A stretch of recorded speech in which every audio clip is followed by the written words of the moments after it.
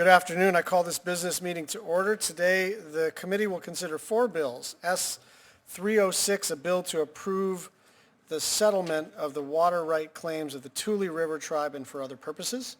S-460, to amend the Indian Healthcare Improvement Act to establish an urban Indian organization confer policy for the Department of Health and Human Services. S-595, a bill to approve the settlement of water rights claims of the Pueblos of Acoma and Laguna in the Rio San Jose Stream System and the Pueblos of Jemez and Zia in the Rio Jemez Stream System in the state of New Mexico and for other purposes. And S-950, a bill to amend the Omnibus Public Land Management Act of 2009 to make a technical correction to the water rights settlement for the Shoshone-Paiute Tribes of the Duck Valley Reservation and for other purposes. S-306 was introduced by Senator Padilla and co-sponsored by Senator Feinstein on February 7th of 2023.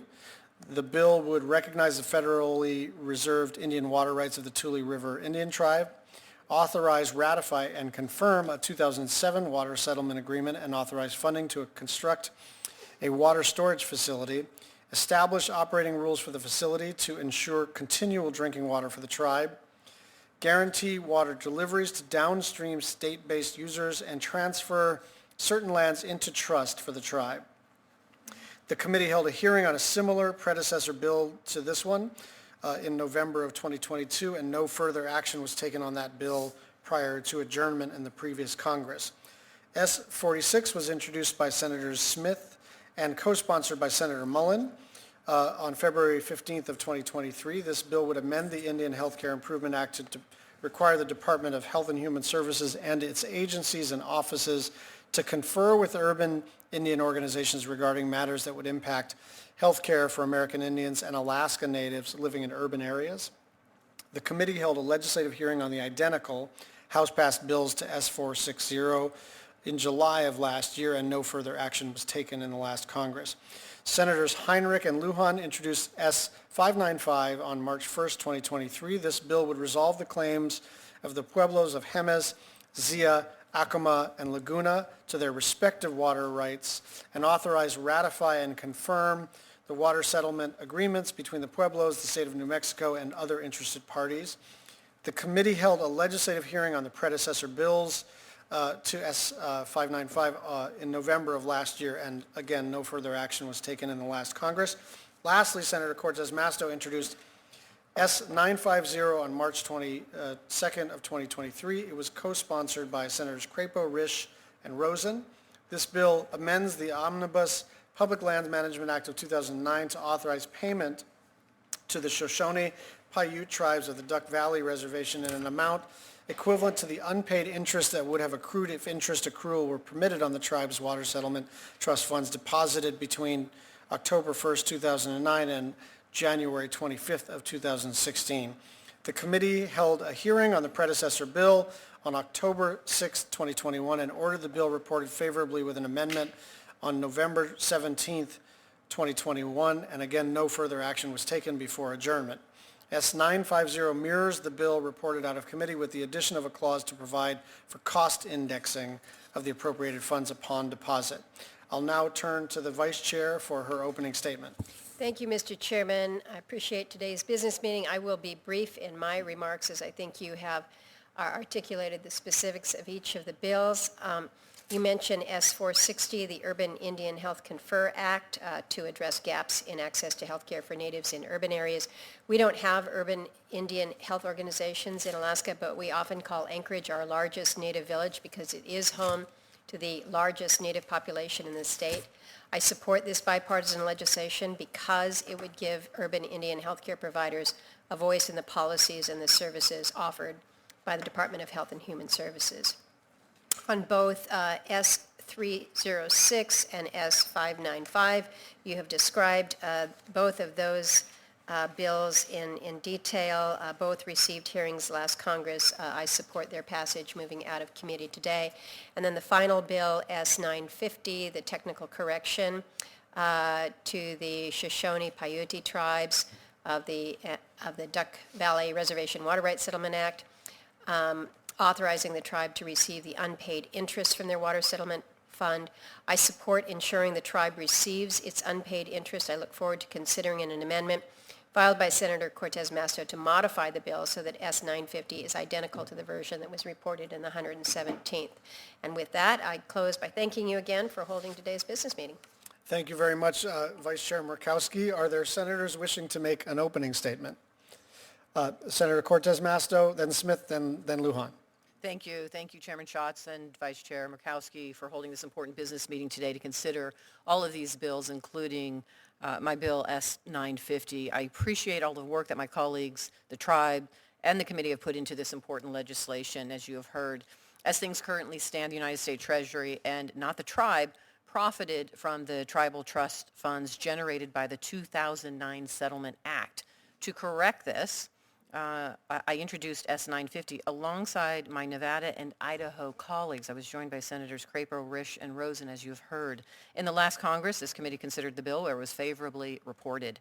This bill will fulfill the promise made by the 2009 Water Settlement Agreement and authorize the amount of money that the trust funds could have earned during the period before the settlement agreement became effective in 2016 in order to reapply these funds towards its intended use. Additionally, I want to thank the Chair and Vice Chair for working with me on a small amendment that has been agreed to by the tribe, and I appreciate everyone's attention to this matter. Thank you. Senator Smith. Thank you, Chair Schatz and Vice Chair Murkowski, for holding this markup today and for including my Urban Indian Health Confer Act. I had introduced this bill last session with Senator Langford, and when he moved off the committee, I was very grateful to be able to have a chance to work with Senator Mullen. He and I introduced this bill together, and it would require each agency within the Department of Health and Human Services to confer with urban Indian organizations when policies affect health care for those urban communities. The lack of an urban confer policy in current law created some real challenges for urban Indian organizations during the pandemic, including months-long delays in vaccine delivery. Native communities, as we all know, already face some of the worst health outcomes of any group, and we need more engagement from these agencies to address these disparities. So our bill would be an important step in improving health care for urban Native communities, and I think it's something I hope we can all agree on. I ask for your support, and I look forward to working with the committee to get this bill across the finish line this year. And I want to say in closing, I'm very proud of the work of the Indian Health Board in Minneapolis and UIOs across the country, and this bill will be one crucial step forward in working with them. Thank you. Thank you. Senator Lujan. Thank you, Chair Schatz and Vice Chair Murkowski, for holding this markup, which advances critical water rights settlements in New Mexico for our Pueblos in some of the most water-scarce places in our state. These settlements represent a milestone in Pueblos' efforts to protect the sacred waters that sustain their homelands, cultures, and well-being. At a time when climate change and long-term drought has strained water supply in the Southwest, I urge my colleagues to support Senate Bill 595 to ensure Pueblos, acequias, the state of New Mexico, and municipalities can safeguard safe water sources while strengthening relationships in the basin. Advancing this legislation will not only create resiliency for Acoma, Laguna, Jemez, and Zia Pueblos, but for the surrounding communities for generations to come. The region-wide collaborative that S-595 represents will ensure sustainable water future for Pueblos and non-Pueblo users, while allowing all parties to fulfill and fully exercise their water rights. This historic legislation would not have been possible without the hard work and compromise of all major stakeholders. Their dedication to resolving water rights in the Jemez Valley and Rio San Jose basins is evident in the decades of negotiations that preceded this moment, and in a unanimous support where the families all came together, all have resulted in these settlements, Mr. Chairman. I thank Senator Heinrich for his leadership and everyone involved, and I urge passage of this legislation. Thank you. Thank you very much, Senator Lujan. If there are no further opening statements at this time, I'll ask for a motion to consider S-306, S-460, and S-595 en bloc. Is there a motion? So moved. Is there a second? It's been moved and seconded. Is there any discussion? If not, all those in favor say aye. Aye. Opposed say nay. The S-306, S-460, and S-595 pass. We now turn to S-950. Senator Cortez Masto filed an amendment number KAT 23290, which strikes the cost indexing language reflected in lines 15 through 22 of Section 2 of the bill. This amendment was not timely filed, and so according to the committee rules, I'll need a concurrence by the Vice Chair to proceed. Concur. Thank you. The Vice Chair concurs, and so at this time, I'll ask for a motion to consider Cortez Masto Amendment number KAT 23290. Is there a motion? So moved. Is there a second? All those in favor say aye. Aye. Opposed, say no. Did we just pass the amendment? Okay, the amendment passes, and I'm, some reason out of order. There we go, here we go. Okay, it's, the amendment passes. Is there a motion to consider the bill as amendment, S950 as amended? So moved. Is there a second? It's been moved and seconded. Is there any discussion? If not, all those in favor say aye. Aye. Opposed, say nay. In the opinion of the chair, S950 as amended passes. I want to thank the members of the committee for getting the business of our committee completed expeditiously today.